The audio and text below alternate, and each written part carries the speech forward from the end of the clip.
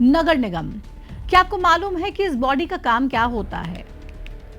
नगर निगम हमारे शहर के लोगों को बुनियादी सेवाएं देती है और शहर के इंफ्रास्ट्रक्चर को डेवलप करती है, जैसे साफ सफाई, शुद्ध पेयजल की आपूर्ति, सड़कों और नालियों का निर्माण, उनका रखरखाव, स्ट्रीट लाइट्स लगाना और शहर के पार्क्स को मेंटेन करना। इसके लिए नगर निगम को सरकार की तरफ से भारी भरकम बजट दिया जाता है, जिसमें जनता के ही टैक्स के पैसे लगे होते हैं, जो शहर के लोगों की सुविधाओं के लिए होता है। लेकिन हरियाणा के पंचकुला नगर निगम का बजट जनता के लिए यूज नहीं हो रहा है, क्योंकि एक प्राइवेट बैंक कोटक महिंद्रा नगर निगम के 160 करोड़ रुपए को उड़ा ले गया। नमस्कार, आपके साथ मैं प्रतिमा दत्ता। पंचकुला नगर निगम में जो हुआ है वो कोई साधारण घटना नहीं है, क्योंकि किसी सरकारी खजाने पर सेंध लगाना आसान नहीं होता, और अगर सेंध लग रही है तो इसमें कई सवाल खड़े होते हैं कि क्या वाकई में हरियाणा का सरकारी खजाना लूटने के लिए खुला छोड़ दिया गया है? क्या जनता के पैसों की कोई जिम्मेदारी बची ही नहीं है? क्या पंचकुला निगम अपने पैसों की सुरक्षा के लिए काबिल नहीं है? क्या इससे पहले हुए घोटालों से सरकार सबक नहीं ले रही? हमें लगता है कि सरकार और नगर निगम ने सबक नहीं लिया। अगर लिया होता तो ये घोटाला नहीं होता। अब आपको इस घोटाले की पूरी कहानी समझाते हैं।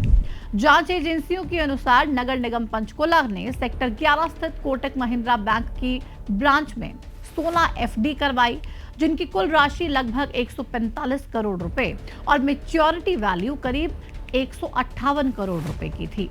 इनमें से 11 एफडी 16 फरवरी 2026 को मैच्योर हो चुकी थी, लेकिन जब बैंक स्टेटमेंट की जांच की गई तो रिकॉर्ड में बड़ा अंतर सामने आया। इसमें कोई छोटा मोटा अंतर नहीं था, बल्कि 50 करोड़ की जगह पर बैंक स्टेटमेंट में खाते में सिर्फ लगभग 2.17 करोड़ रुपए ही बैलेंस दिखाया गया।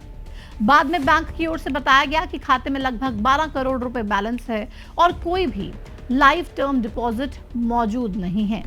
लेकिन इन सबके बीच एक बात हैरान कर देने वाली थी कि निगम के किसी भी अधिकारी को इसकी भनक तक नहीं लगी। सब कुंभकर्णी नींद सो रहे थे। इस मामले में संलिप्तता और कार्रवाई की बात करें तो आरोप है कि कोटक महिंद्रा बैंक के पूर्व रिलेशनशिप मैनेजर यानी कि आरएम दिलीप कुमार राघव ने मुख्य आरोपी के साथ मिलकर साजिश के तहत नगर निगम पंचकुला को फिक्स डिपॉजिट से संबंधित गलत रिपोर्ट भेजी, जिसके बाद इस मामले में हरियाणा सरकार ने जांच एसीबी को सौंपते हुए एफआईआर दर्ज करने के निर्देश जारी कर दिए, जिसके बाद एसीबी ने तुरंत मामले में एक्शन लिया और बैंक अधिकारी दिलीप को गिरफ्तार कर लिया। सरकार के निर्देश के बाद जांच जारी है, लेकिन हरियाणा में ये पहली बार नहीं है जब किसी बैंक ने इस तरीके से पैसे का घोटाला किया हो। इससे पहले भी 22 फरवरी 2026 को आईडीएफसी फर्स्ट बैंक का एक घोटाला सामने आया था। यहां पर बैंक के कर्मचारी और कुछ दूसरे लोगों ने मिलकर प्राइवेट सेक्टर के लीडर के साथ हरियाणा सरकार के अकाउंट्स में 590 करोड़ रुपए का फ्रॉड किया, लेकिन निगम के कर्मचारियों ने इस पूरे मसले को सीरियसली नहीं लिया। अब सवाल यह है कि आखिर इस बजट को संभालने की जिम्मेदारी किसकी होती है? तो भारत में नगर निगम का बजट संभालने और उसे तैयार करने की मुख्य जिम्मेदारी नगर आयुक्त, बजट स्वीकृत होने के बाद उसे लागू करने और प्रशासनिक कार्यों के सुचारू संचालन की जिम्मेदारी नगर आयुक्त की होती है।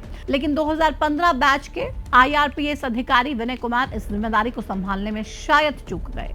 लेकिन अब आप ये सोच रहे होंगे कि इस पैसे को वापस कैसे लाया जाएगा, तो हरियाणा की सरकार इसके लिए सख्त कदम उठा रही है। जांच अधिकारियों का ये कहना है कि जल्द ही इस मामले में सभी आरोपियों पर कार्रवाई कर दी जाएगी।